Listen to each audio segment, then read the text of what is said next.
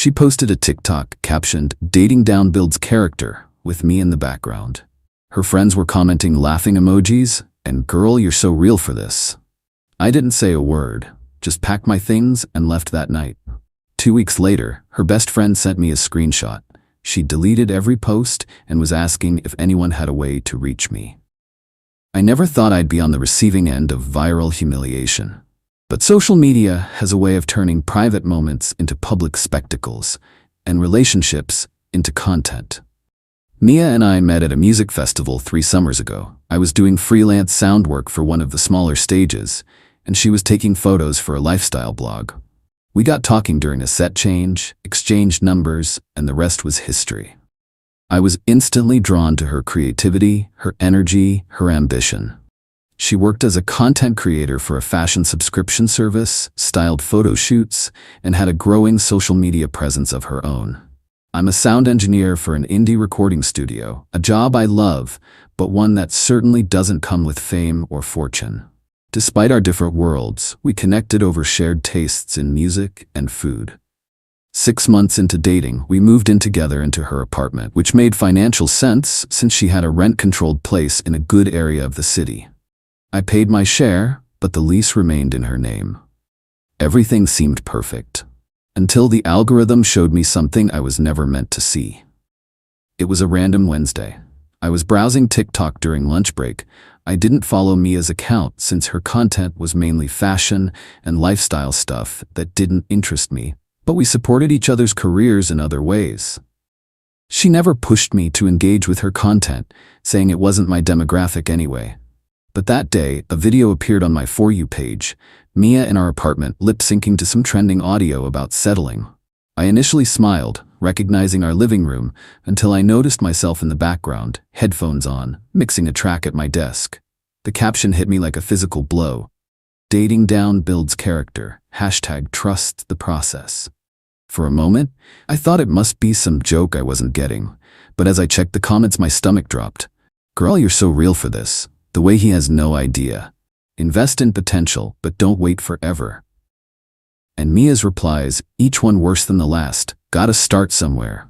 The apartment is mine anyway." He's sweet, but this isn't the final stop. I watched the video again. In the background, completely oblivious, I was nodding along to whatever track I was working on that day. She'd filmed this while I was in the same room, captioned it to belittle me, and shared it with her 67,000 followers. The comments kept coming.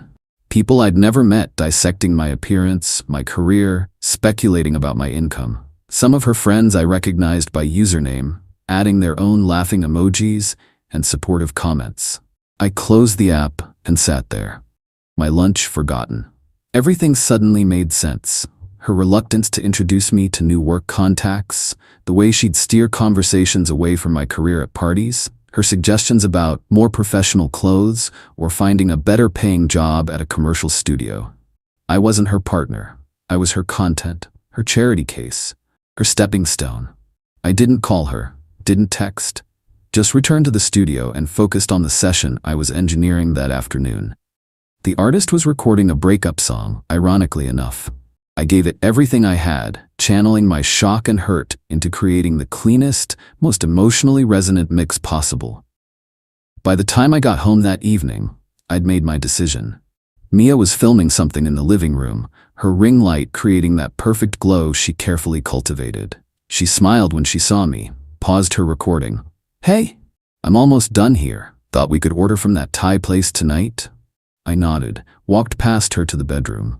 She didn't follow, just resumed talking to her phone like nothing was wrong. While she finished her content, I quietly packed a single suitcase. Just essentials, clothes, toiletries, important documents, and my laptop. I took nothing that could be considered ours. No photos, no mementos, nothing she'd purchased or that we'd bought together. When I emerged with my suitcase, she was reviewing her footage, scrolling through filters. "Going somewhere?" she asked, barely looking up. "Yes." That got her attention. She glanced at the suitcase, brow furrowed. "What's going on?" I simply showed her my phone, open to her TikTok. "Dating down builds character?" Her expression shifted from confusion to recognition to something approaching shame, but not quite reaching it. "It's just content, babe. It's not serious." My followers eat that stuff up. She forced a laugh. It's just a persona I play online. The comments from your friends, those a persona too? She set her phone down, suddenly defensive. You're overreacting. Everyone exaggerates for social. It's not real life. It's real enough that you filmed me without my knowledge, mocked me to tens of thousands of people, and let your friends join in. I picked up my suitcase. If I'm holding you back from whatever level you think you should be dating at, I'll remove myself from the equation. Don't be dramatic. She stood now, annoyed. It's just a stupid video. You're going to throw away our relationship over this? Our relationship ended the moment you decided I was content rather than a partner. I headed for the door. I'll arrange to get the rest of my things later. Wait, where are you going? We need to talk about this. This is my apartment too. Exactly. It's your apartment, as you pointed out in your comments. I'm sure you'll be fine without my portion of the rent. I turned back one last time. I hope the engagement was worth it.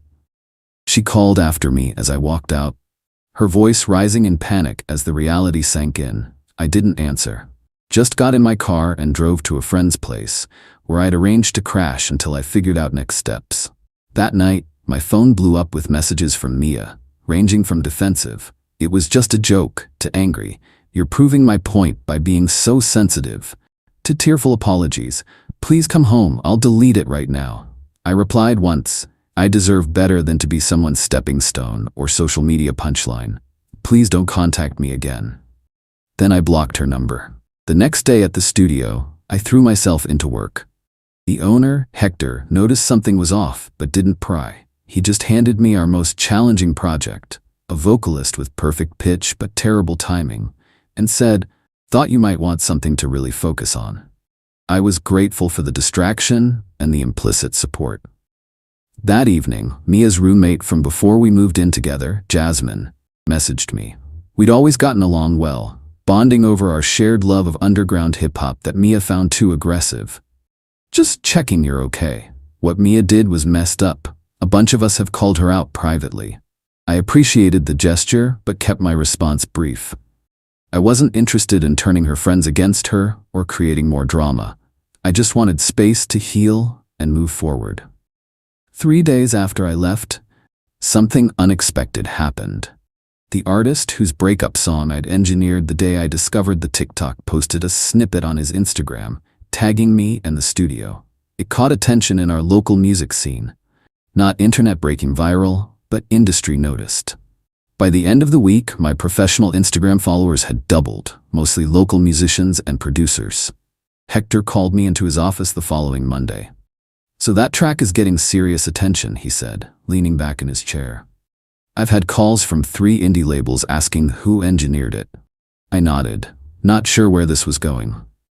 "Stonebridge Records wants to offer you a contract gig, 6 months, working with some of their new artists." My jaw dropped.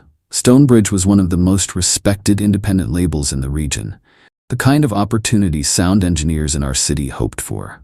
"It's based out of Seattle," Hector continued. "I'd hate to lose you, but this is the kind of chance you don't pass up." I sat there, stunned.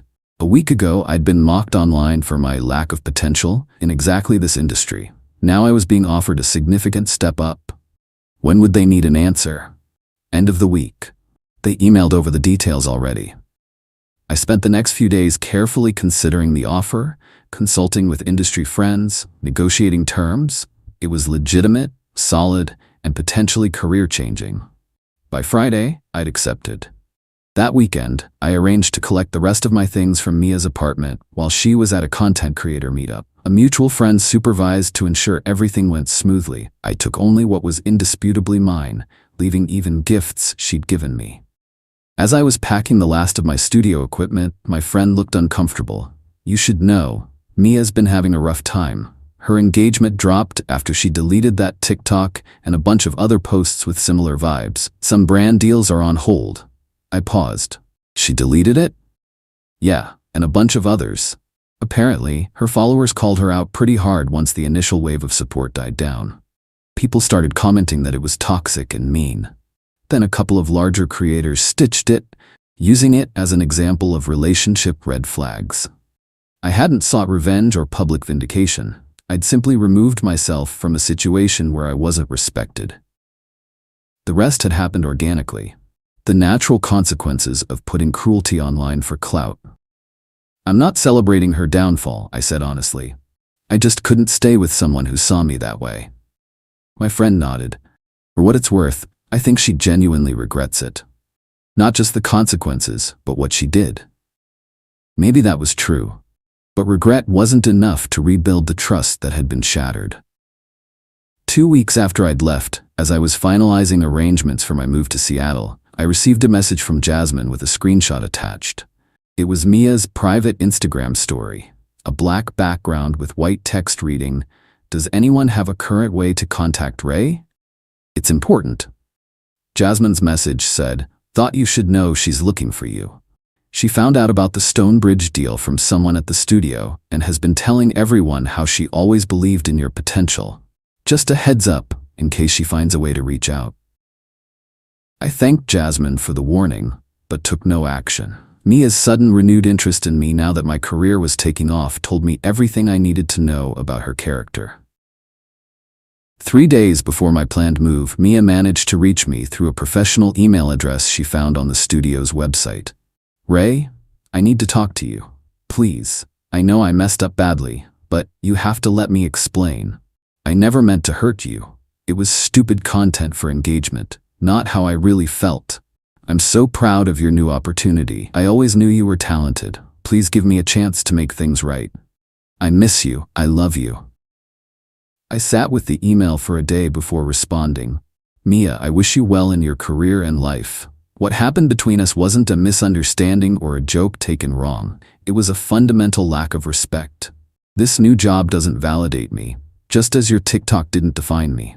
I'm the same person I was before, doing work I'm proud of. The difference is I now understand my worth better. Please don't contact me again." I moved to Seattle the following week. The Stonebridge gig was challenging, exhilarating, everything I'd hoped for professionally.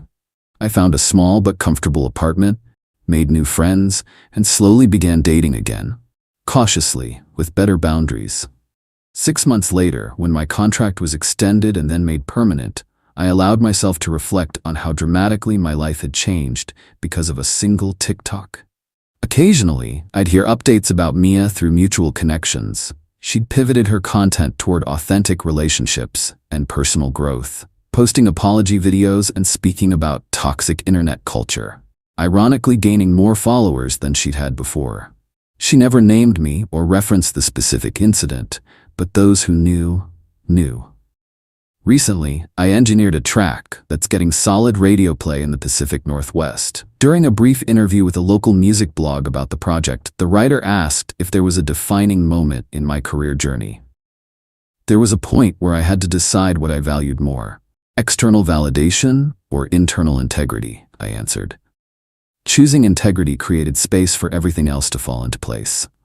I didn't mention Mia, TikTok, or dating down.